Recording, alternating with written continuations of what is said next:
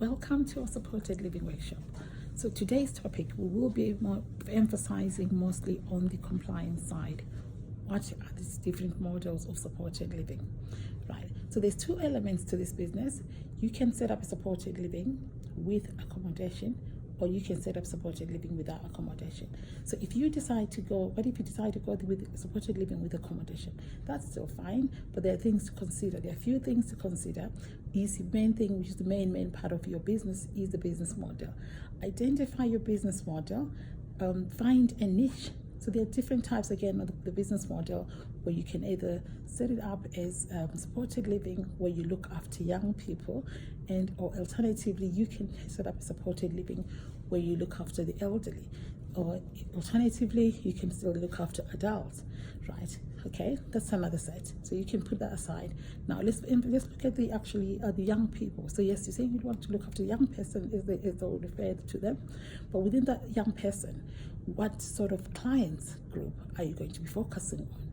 You also need to be clear, because there are, again, different types where you can either look after young person with mild needs, somebody who's like just wanting to integrate into the community.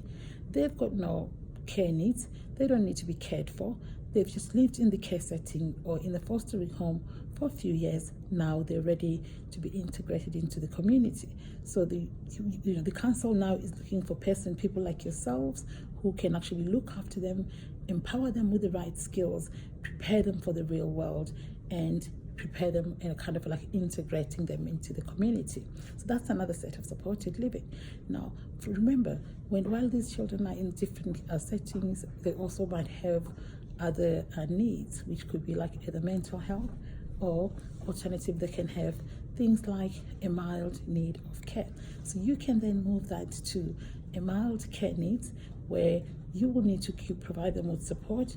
It might be just supporting them, showing them how to, when they're preparing the food, how to budgeting skills, job hunting skills, and a bit of care if they are on any medication.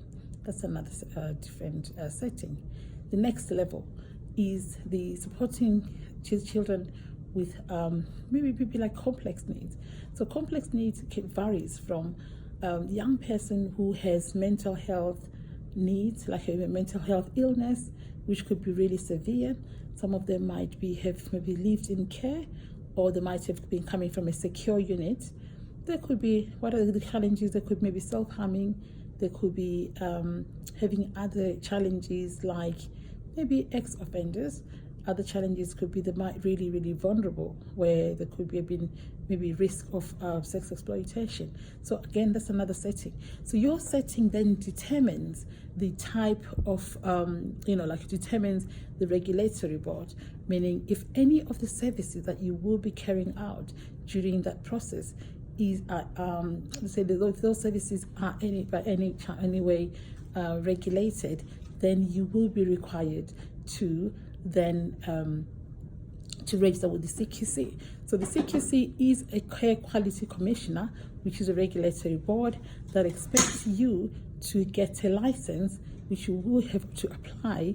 Again, it's a process that for you to apply through identifying a registered manager, and then they can then put you on to come and interview you, do what's called a fit for purpose, gather all the tools that you need to ensure that you set up a compliant supported living. So thank you for today. So we're looking forward to our attendees today. Anybody who will be attending, this is what we will be covering today.